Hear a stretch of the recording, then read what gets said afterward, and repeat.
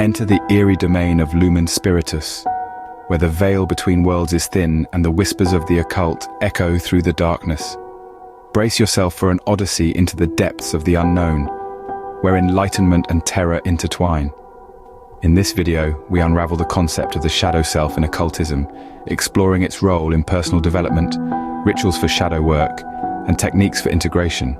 Discover the depths of the psyche and its significance in spiritual evolution.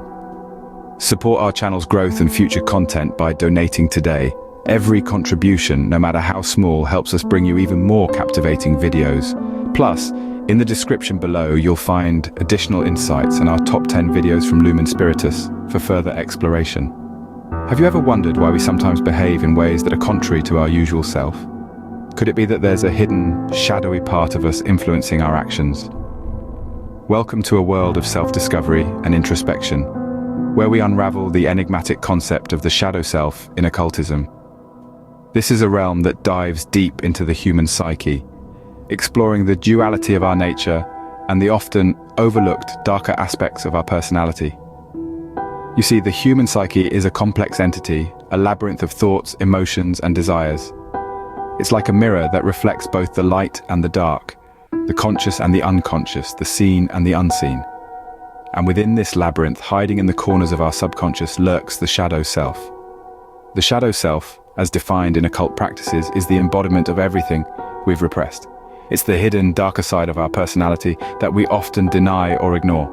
It's the part of us that houses our fears, our insecurities, our guilt. It's the side of us that we're not proud of, the side we'd rather not show to the world. But why is the shadow self so significant, and why should we even care about it?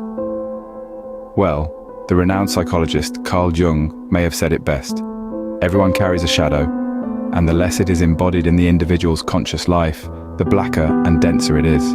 This quote, profound in its simplicity, encapsulates the essence of the shadow self. It reminds us that the shadow self is not just a figment of our imagination or a mere psychological concept. It's a very real part of us, and the more we deny it, the more control it can have over us. So the shadow self is a reflection of our darker, unexplored aspects. But why should we care? Let's delve deeper. The journey of self-discovery is not an easy one, but it's a journey that can lead to personal growth, self-acceptance, and a deeper understanding of ourselves and others. So, are you ready to take that journey? Let's embark on this adventure together and explore the hidden depths of the shadow self. In the world of occult practices, the shadow self holds a key role. But how, you might ask? Well, let's delve into the mystical and often misunderstood realm of shadow work. Occultists often employ shadow work as a means of personal exploration and growth. It's a journey into the darker recesses of the self, an expedition into the uncharted territories of the mind. Imagine it as a sort of spiritual spelunking. Now, there are different ways this shadow work can be carried out. Let's take mirror gazing, for instance. During this practice, an individual stares into a mirror, often in a dimly lit room, and allows their mind to wander. The goal here is not to focus on the physical reflection, but rather to look beyond it, to see the shadow self lurking beneath the surface. It's a bit like looking for the moon's reflection in a pond at midnight. Another ritual often used is guided meditation. This is where an individual, sometimes with the help of a guide, journeys inward through a meditative state. They confront their fears, their insecurities, their suppressed desires. It's akin to diving into the depths of the ocean, where the sunlight barely reaches, and coming face to face with the creatures that dwell there. These practices, while they may seem daunting, are not about fostering fear or discomfort. Rather, they are about understanding and embracing these shadow aspects. It's about acknowledging that they exist, confronting them and integrating them into the self. This integration is crucial. Denying or suppressing the shadow self can lead to imbalance, to a sense of disconnection. But by acknowledging it, by bringing it into the light, we can achieve a sense of wholeness, of completeness. Thus, in occultism, the shadow self is not to be feared, but understood, embraced, and integrated. It's a journey of self-discovery, of confronting the hidden aspects of the self, and ultimately of personal growth and transformation. But what happens if we ignore this shadow self? Can we simply keep it buried within us? The answer, quite simply, is no. Ignoring the shadow self doesn't cause it to vanish. Instead, it continues to lurk beneath our consciousness, influencing our actions and emotions in ways we may not fully understand. Consider, for instance, irrational fears. You've never been bitten by a spider, yet the sight of one sends you into a panic. This could be your shadow self, harboring a fear from a past experience that you've since forgotten or suppressed. Or perhaps you struggle with anger issues, lashing out at the slightest provocation.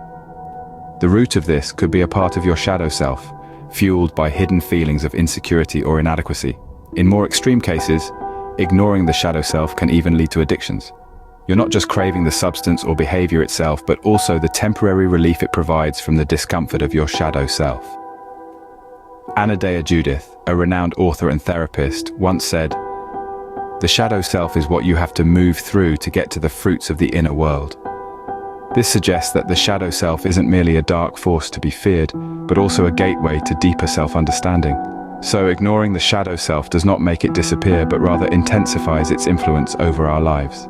So, how can we integrate this shadow self into our conscious life, you might wonder?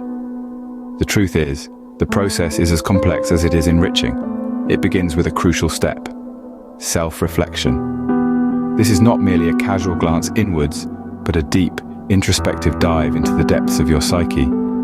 It's like turning over stones within your mind, revealing the hidden creatures lurking beneath.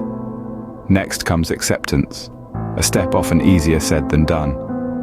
Acceptance doesn't mean condoning or justifying the darker aspects of ourselves. Rather, it means acknowledging their existence without judgment or fear. It's about recognizing that these shadowy parts, while uncomfortable, are an integral part of our being. They are the contrast that allows the light within us to shine brighter. Lastly, conscious understanding plays a key role. This involves not just knowing that the shadows exist, but also understanding their origins, their triggers, and their influence on our thoughts and behaviors. For instance, the shadow of anger might stem from a past trauma, or the shadow of envy could be linked to deep-seated insecurities. By understanding these connections, we can start to see our shadows not as enemies but as guides leading us towards self-improvement. In the end, it's about embracing all aspects of ourselves, even the shadows.